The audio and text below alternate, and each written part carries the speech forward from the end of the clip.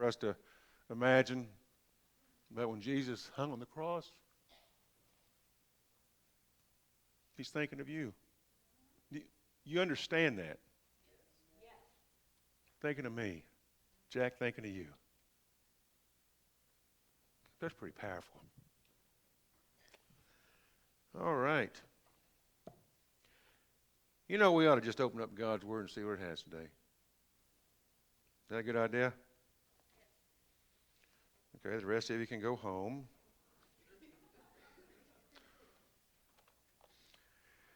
Well, let's take your Bibles.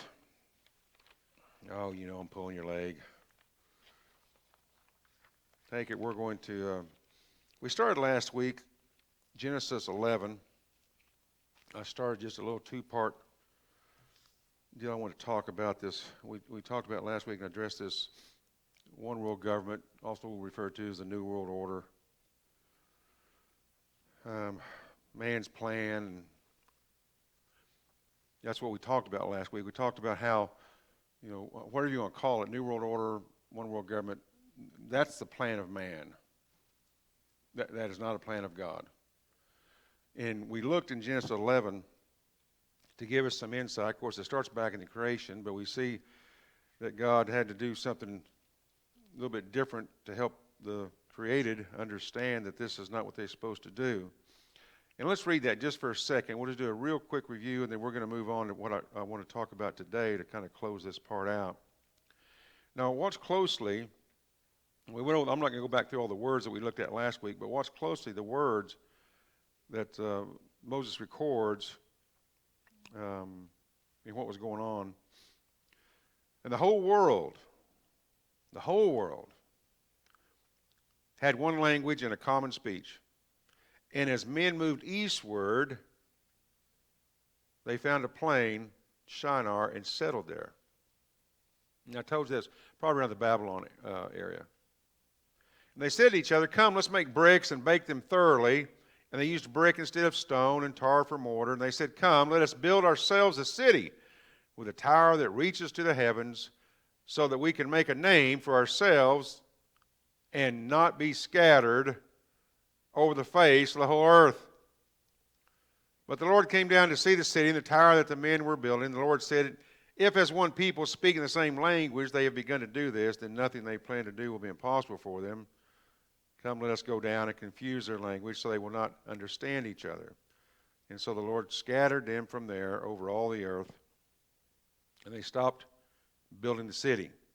And that's why it was called Babel, because there the Lord confused the language of the whole world. And from there the Lord scattered them over the face of the whole earth. That was always God's plan. Remember, we looked at that last week.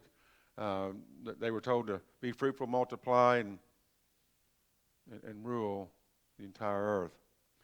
But man always seems to think he has a better plan. And you remember we talked last week and see that the whole guise under this whole thing, and we're going to get more detail on today, because I'm going to show you a plan. It's not my plan. This thing's been around for, well, many, many decades. And so this is nothing new under the sun, kind of like Solomon says. But the problem is very few even know about it. I didn't even know about it till, about 2008, 2009. That's the first I'd ever heard of it. Someone asked me. Never heard of it. This is public information. You can go online, plug this in, comes right up. You can read it all. So man's plan has never been good. Anything outside of God's will is never good. It always leads to destruction. So today what I want to show you is the path of America. But just a quick touch on the garden. Before Adam and Eve sinned, let me use this word. Before their sin, because you hear this word sometimes today. Y'all ever heard the word utopia? Kind of like just, what does it mean to you? In your understanding, what does it mean? Just paradise, perfect life. Everything is just, well, heaven. But wait a minute. No, that got ruined back in the garden, right? Adam and Eve experienced it for some period of time until they rebelled. and were deceived and thought they had a better plan. Well, since they're getting booted out, mankind has been trying to recreate Eden ever since then. And though it's never going to happen, it never can happen, it's impossible this side of heaven, the deception that it can be done has continued. It's continued from the enemy all through, well, history. And here's the, I mean, I think of some movies, and I don't want to go that direction, but I think some movies I've seen, and you see it implanted in some of these movies. And what they do is it's the same old stuff. It's no more hunger, no more poverty, peace, security, equality among all people, no matter, the whole list of things. And I thought, well, but is this what the Bible really teaches? Now, regarding equality, I want to show you what it teaches. Number one, the Bible teaches, as far as equality, that all who are born again have equal status before God. No, that's in Galatians 3. That's in that context, and that's what it's talking about. For equality, yeah. No male, no female, no race, no color, no this, no that. Well, isn't that the way we're supposed to see it as Christians? We don't see you got such a battle going out there today, but that's not what we Christians, that's not the way we should see it or view it. We don't see color. I don't see those type of things, or just because someone has money here and this person don't, that's whatever. That's God's business. That's not mine. So whatever happens there, but that's not what is being sold. The Bible teaches all are to be treated with justice, respect, and dignity. You see that in 1 Peter 2. There again. You see, when you look at God's Word, it doesn't talk about race or gender in that sense of all get respect. The poor, the rich, everyone in between. All are to be treated with justice, respect, and dignity. All are personally responsible for their actions. Now, boy, I'll tell you what, now there's a far-stretched truth that's not taught today. That everyone's responsible for their actions. Oh, the Bible's very explicit on that. I mean, from beginning to end. But boy, you won't hear that talked about. It's like I'm responsible for you, and you may be responsible for me or someone else and this and that. The only time that kind of responsibility comes into play is when it says that we're to take care of our own. Now, that can be church family and personal family. You know, Ty and I, her mother lives with us. She's the only parent we have left. If there were more parents left and they need it, we'd be doing something out there where we live where they could stay with us. Because the Bible teaches me that anyone that doesn't do that for family members is worse than an infidel. So yeah, we do that. We're personally responsible there. Makes sense? So with all this New World Order talk, I also want to say, don't think that COVID had a hand in this. I saw one news agency warn that COVID-19 would be the Trojan horse for New World Order. Now watch this. Put on your thinking cap. Canadian Prime Minister, here's his quote, Justin Trudeau stated, quote, COVID-19 has provided an opportunity for a reset to bring in Agenda 2030, end quote.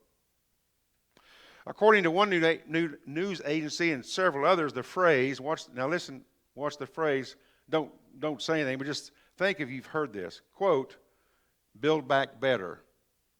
Those three words. The phrase build back better is the United Nations invented phrase that means more world government, more green taxes, regulation, more expensive energy, more identity politics, more corporatism. Corporatism. Well, let's see now. Who was shut down during the COVID? I believe I remember I was mom and pa stores. A lot of corporatism was going on. Did y'all notice that? Less freedom, less entrepreneurship. Well, yeah, there's no need for entrepreneurship when you got corporatism going on. There's no need for that. Guess who's using the phrase? Well, our present president used it during his campaign. UK Prime Minister Boris Johnson has promised that once the COVID crisis is over, he intends to build back better for future generations. So my question is what does this look like? I mean, if this is going to be the phrase of the day and the new line of thought, what does this build back better look like? And what's that going to do to me or for me or against me or whatever it may do? Well, this comes out in the Agenda 2030. And you can go Google it, and you can read all this stuff. And I actually, I know when I got something long like that, I hate to print it off because it uses so much paper, but I did. That sucker was about that thick. But I needed to print it off because I wanted to read through it and make notes and do it like that. And last time I tried to write on my computer screen, it really made a mess. And so it just didn't work well. So what I want to show you here is the Agenda 2030 describes the goals for doing so. So there are 14 goals. I'm just going to show you 10 of them. Here's the goal. Goal number 1, end poverty in all its forms everywhere. Well, who's not going to stand up and applaud for that? Of course, Jesus said that will never happen, but that's okay. That's, setting that aside. Oh, by the way, next week, I'm going to start about a 3-part series on absolute truth. Boy, that's something that's not even talked about today. So anyway, we'll start that next week. End poverty in all its forms. Number 2, end hunger, achieve food security. I do not know what that means. And improve nutrition and promote sustainable agriculture. Well, I'm telling you, there's a lot of buzzwords and there's a lot of meaning. And you can't always get to the bottom of it. Number 3, ensure healthy lives, promote well-being for all at all ages. So does that mean they're going to stop cancer in kids? Have they got that secret now? But it sounds good. And I guarantee you can get a lot of people on board. Ensure inclusive and equitable quality education and promote lifelong learning opportunities for all. Always watch the for all. Number 5, achieve gender equality and empower all women and girls.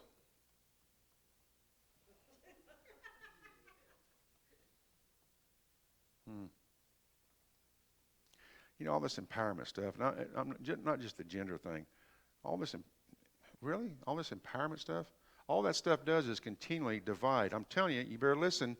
It sounds, well, we need to be empowered. Empowered for what? You live in a free country. Now, let me be the first to say, there's racism is still alive. Now, I don't buy it that it's near as alive as they proclaim it to be. Now, what's happened over the last several years, probably a few decades, is they've stirred it enough to make it worse, or at least to get it growing again. Let's say it that way.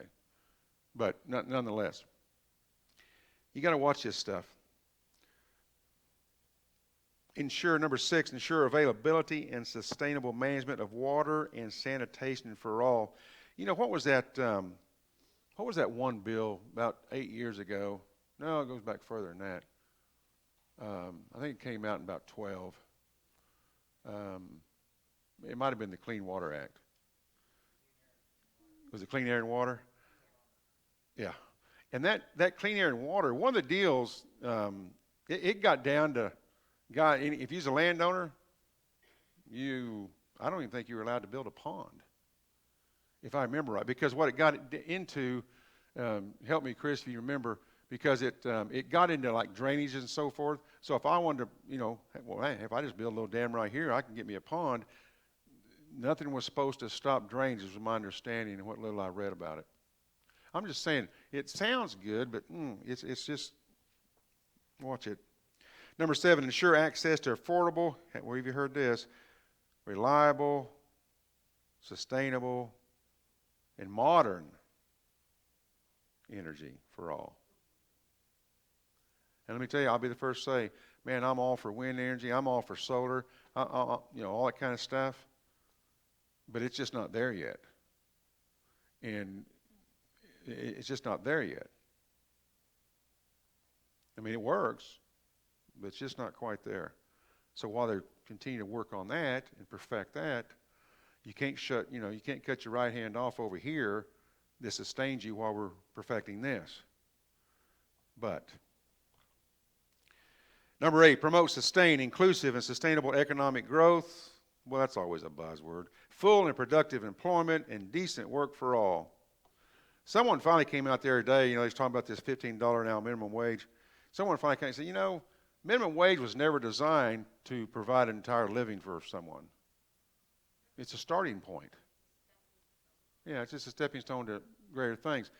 Because what if someone that was making $15, $20 an hour, trying to make a living, and now I get, I'm not picking on young people, but I started there. I started washing dishes for $1 an hour. I didn't think I was going to make a career at $1 an hour. That was just a job, get me some spending money. And so what if they would have, whatever it was back then, about $3 an hour, something like that. What if they were just going to pay me that? And the same in those days, different monies, for the person that was trying to make a living out of that. What's that going to do? It unbalances everything. So don't get sucked into these deceptions. Build resilient infrastructure, promote inclusive, sustainable industrialization, and foster innovation.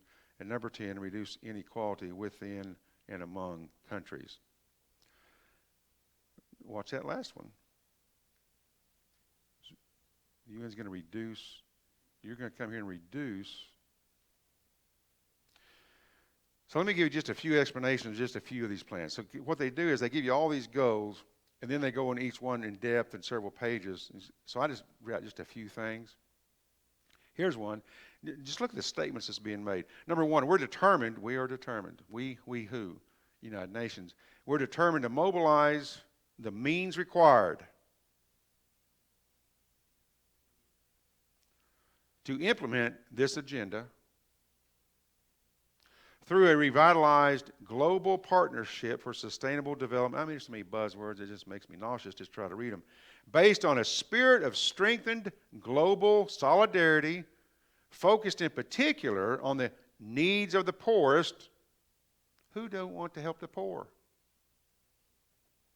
And most vulnerable, and with the participation of all countries, all stakeholders, and all people. All includes us.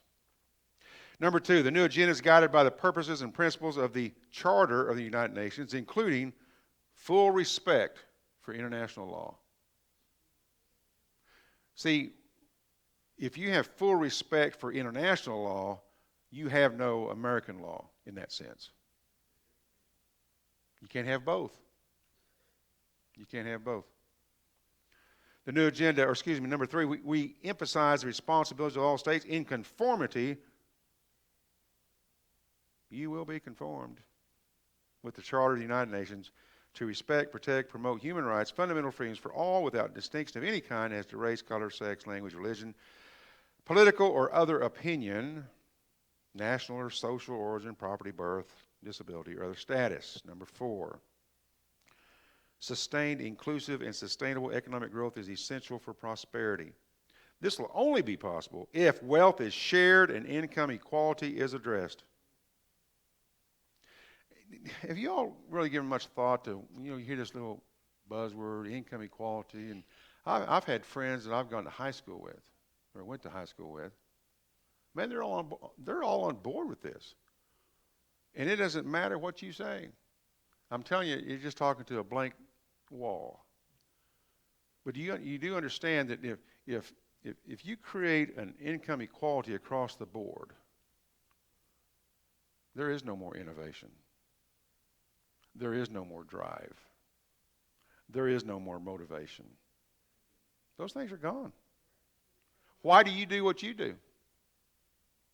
If you're working hard, you have a goal, and you pick a number. It don't matter what you got, but you're at some certain number, and you're trying to get the next number. That doesn't happen with income equality. So why work?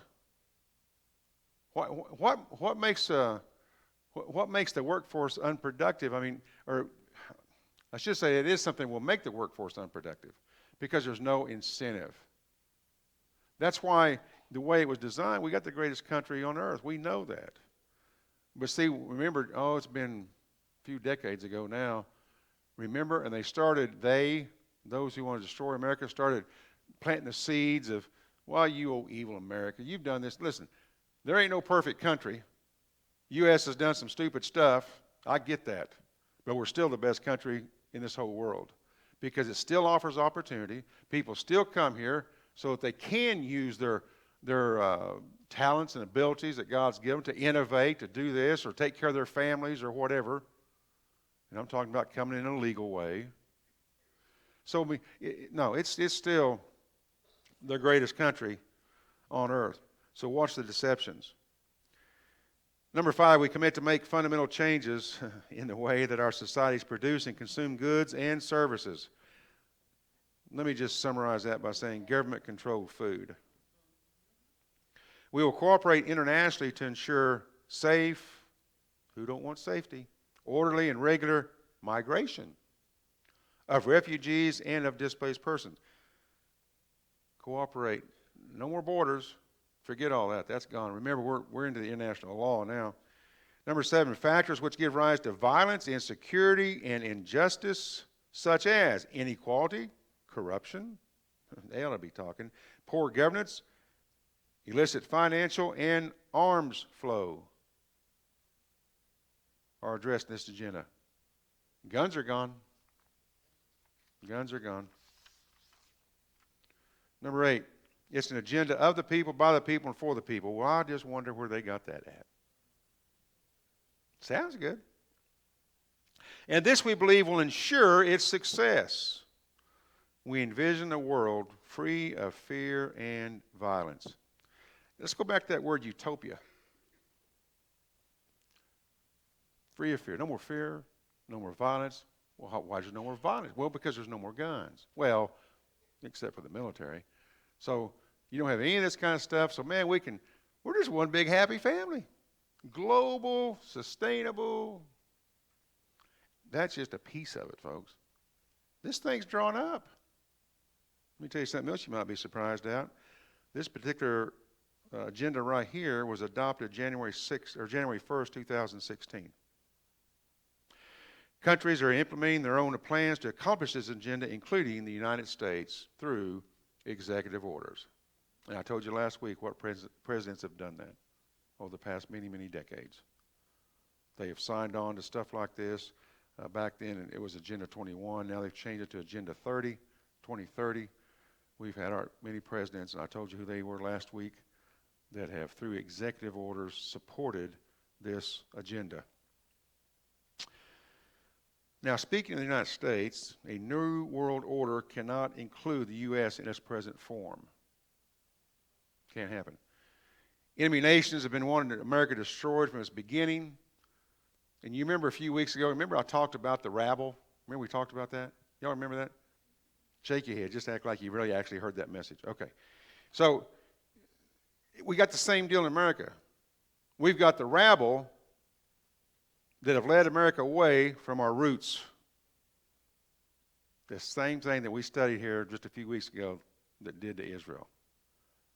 And remember, the rabble started talking up, and the rabble started talking this, and the rabble started, well, in our case, and been going on for a long time, and the rabble started mocking Christianity, and the rabble started telling the church, and the church, you all go ahead and meet, but you all just keep your stuff inside these walls. Don't bring that stuff out here. Well, that would be okay, but my Jesus told me to. Right? I got to obey God before I obey man. So now for many decades, the name of God has been and is being removed from American life, while America's heritage is being rewritten by revisionists. How many of you all remember prayer in school? Yeah, we haven't seen that since 1963. Or 62, excuse me. Karl Marx said this: people without a heritage are easily persuaded. Now, I don't know about you, and I don't know where it stopped. I just didn't go do the research on that particular item. Where did we quit teaching our kids about the founding of America? I don't recall learning about it when I went through school, and that was the 60s and 70s. The founding of America. I don't remember being taught about Thomas Jefferson and Adams and Hamilton and all the fathers. I don't remember being taught about the Constitution and here, in fact, let's just read it. Let's go through it. And I wasn't taught that. And you see, a people without a heritage are easily persuaded.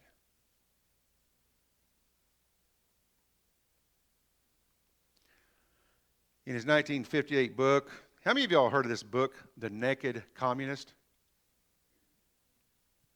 Okay. Written 1958. By a guy by the name of Cleon Skousen. Cleon, also, of the many things he did, he was a 16-year FBI agent. But he wrote this book, among other books, and he gave details for destroying America that came from communist documents. And he listed they had 45 ways to destroy America. And he brought that thing out, and man, he just put it in black and white, sold a ton of books. I want to show you just 7 of them. Just 7. And they are by number, as they are in the book.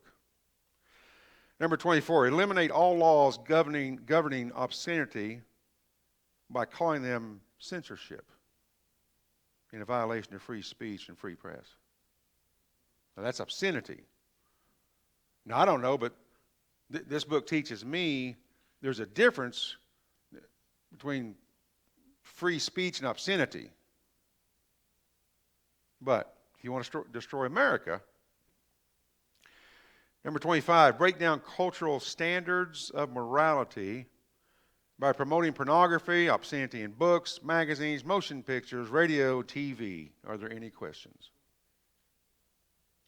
Sounds like we're doing pretty good. I mean, if you're on the other side. 26. Present homosexuality, degeneracy, and promiscuity as normal, natural, healthy.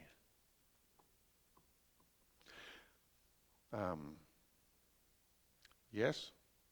Yeah. 27. Infiltrate the churches and replace revealed religion with social religion. Discredit the Bible and emphasize the need for intellectual maturity, which does not need a religious crutch. Yeah, that's doing fairly well. 28. Eliminate prayer or any phase of religious expression in the schools on the ground that it violates the principle of separates church and state. That was completed in 1962. 29. Discredit the American Constitution by calling it inadequate, old-fashioned, out of step with modern needs. Watch, a hindrance to cooperation between nations on a worldwide basis.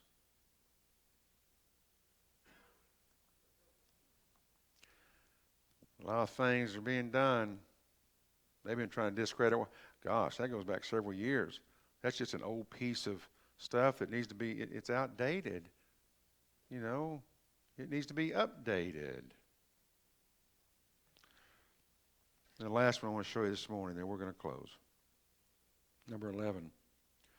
Promote the UN, this is their writing, as the only hope for mankind. If its charter is rewritten, demand that it be set up as a one-world government with its own independent armed forces.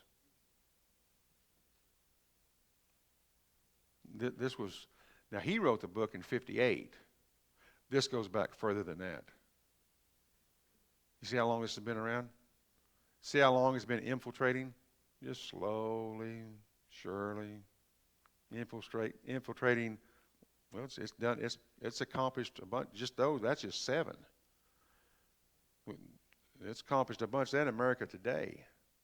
It's going full steam ahead. And there's only one who can stop it. It's not you or me. It's the one who sits on the throne of all creation. He's the only one that can stop it. Will he stop it? I don't know. I just know who can. And we need to ask him to do so while we continue to take the message that Jesus tells us to out here. That don't stop our message. If you got to go spend a night in jail, fine, call us. We'll come bail you out. I mean, if we got to go to jail for sharing Jesus, that day will come. Now, whether you and me see it, I don't know. But are you willing? If you've been born again by entrusting your life to Jesus, well, praise the Lord. Your name is in the book of life. I can tell you that the only way a Christian is going to make it through what's coming, what's ahead, is through growing in the knowledge of God. And I've told you that. I keep telling you that. I'll tell you that till God takes me home. Come to Bible study. Call. We'll start one at your house. Whatever we got to do. Bible study is the key. Bible study is the key. Growing in knowledge of the Lord. So however we do it, if we do it here, fine. If we do it at your place, fine. Whatever we got to do, let's get it done. Because that's the only way anyone will be able to stand. You say, oh, I'm this, I'm that. Well, please just take my word for what I'm saying today. You don't want to be tested on that yet, no matter where you're at in your growth. We need to continue to grow in the Lord. Because when this stuff starts hitting the fan, as they say one of these days, it'll be tough. It'll be tough. So, with that said, let me just close this part in prayer. We're going to sing another.